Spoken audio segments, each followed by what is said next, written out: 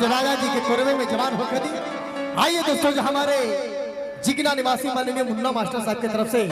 और बहुत सारा सिपाही जी की भी तरफ से बहुत सारा पुरस्कार मिला है। मैं साक्षी जी आपके लिए पुरस्कार है, उन्हें हमारे कंपनी की तरफ से लाख लाख शुक्रगुजार है। और भैया का कहना है कि हर वक्त मुस्कुराया मत कीजिए, दुनिया बड़ी जालिम है यार, इतना भीड़ भड़ा में कुछ हो जी तब का करो। हर वक्त मुस्कुराया मत कीजिए और अपने दिल का हाल सभी को बतलाया मत कीजिए, क्योंकि ये दुनिया वाले नमक लिए फिरते हैं, किसी को अपने दिल का जख्म दिखाई मत कीजिए। तो मैं चाहूंगा भैया के लिए एक शानदार शुक्रिया लफड़ाए साक्षी।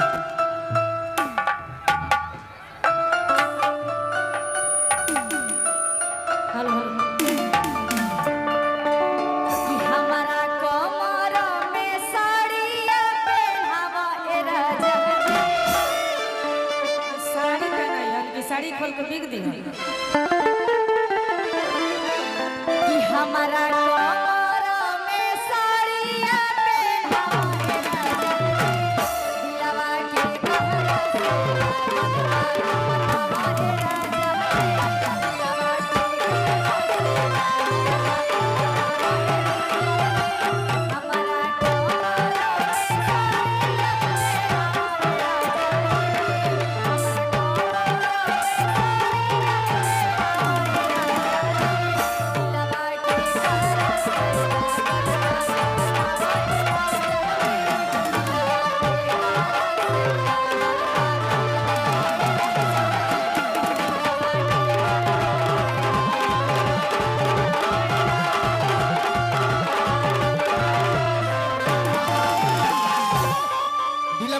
से लागल बतावे राजा जी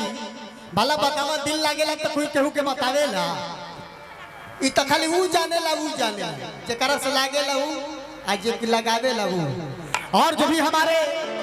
ये देख रहे हैं डिग्रेड मरखा थिएटर म्यूजिकल ग्रुप, अगर इन्हें आप लोग यूट्यूब पे भी देखिएगा, जो हमारे आरके एक चैनल है भैया, लोगों के माध्यम से बहुत सारा प्रोग्राम आप लोगों को देखने का मिलेगा, जो एक से बढ़कर एक यूट्यूब पर। और इन्हीं के साथ साथ सरस्वती थिएटर संगीत कला कंपनी म्यूजिकल ग्रुप जायदा बगुआ बड़ा बढ़िया कोई ले पाए, एगो दूगो घटी तो हम हो तोरा में सिली कबो कबो हो जाता, कोई को खोखी हो जाता, कोई को कुछ हो जाता, तो घाटा पर लिया देना पड़ी। सरस्वती थिएटर संगीत कला कंपनी मिलने का पता काती पथ बक्सर रोड कोचर रोहतास,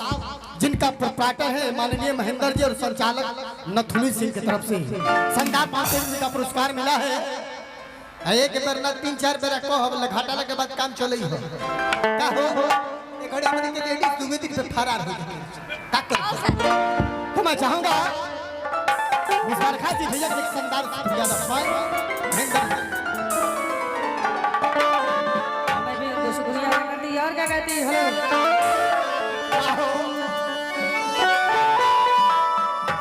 जो ये मेरी ही कैसेट का है, मैं थोड़ा सा लचका टेस्ट करती हूँ।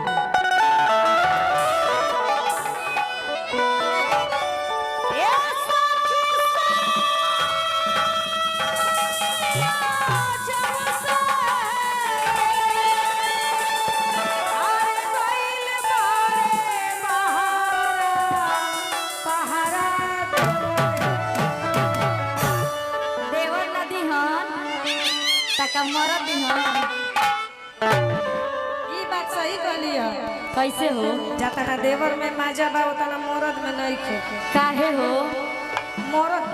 पुरान बोकन यार महक लग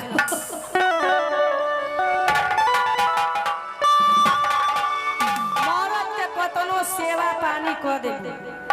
कतनो तू मलाई खिया देबो, कहबू कि आजी सुना तानी त कहबव का रे बुझाता कि मलाई लगा के बोली आई है बतिया देवर जब कही ना हम ए बबुआ सुन तड़ा तो कहन कि का हो भौजी का कहतड़ो, यही से कह